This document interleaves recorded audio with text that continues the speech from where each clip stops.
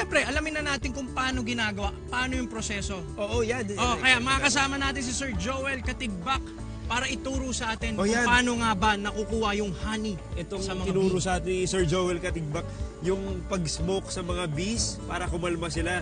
Hindi yata pwede gamitin sa mga girlfriend ito, no? Oo. Para sa mga kapuso nagtatanong. Makakatulog sila. Kailangan i-smoke sila para kumalma sila. Ayun, bro. Ayan, hindi sila kumakalma, Wancho. Teka lang, hindi yata nagsismoke. Paano ba ito, sir? Ayan. Ganun pala, Wancho. Kailangan bilisan. Mabilis. Ayan. Kalmado na ba sila?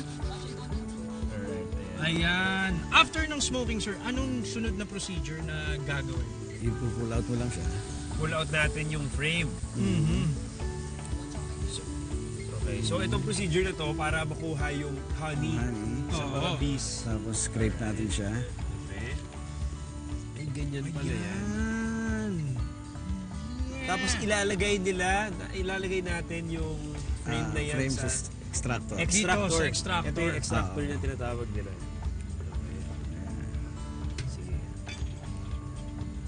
Kumbaga para makuha mo talaga yung residue. Yes, sir. Yeah. Sige.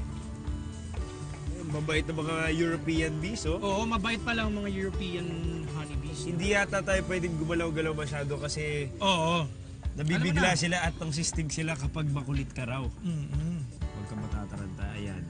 Ilalagay na natin sila sa extractor. Hiro, please do the honors of extracting. May natira eh. Sige. Dahan-dahan lang.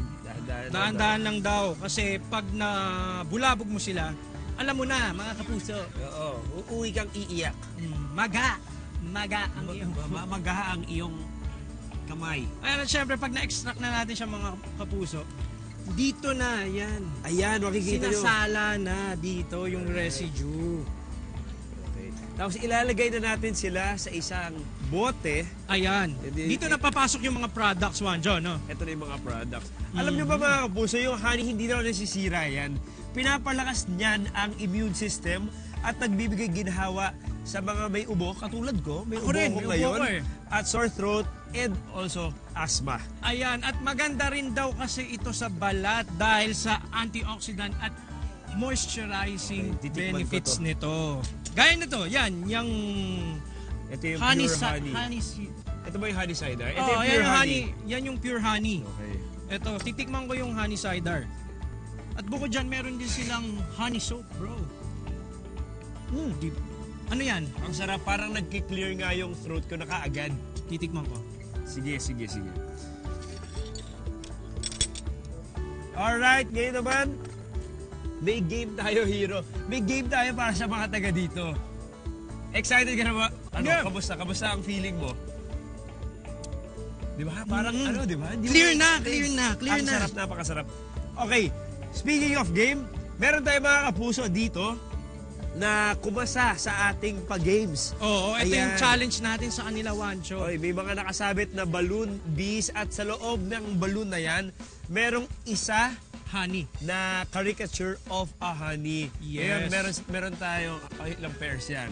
Around 4 pairs. 1, 2, 3. 4 pairs na maglalaban-laban para paputukin ang bee balloon na mapipili nila. Yes, at ito pa, Wancho, kailangan precise yung pagpili nila dyan. Kasi unang try, yun na agad. Oo, at saka syempre, mag-ingat kayo kasi meron kayong patusok sa likuran ninyo na parang bee, kaya baka matusok niyo yung partner nyo. Ready na ba kayo? Ready na po ba kayo?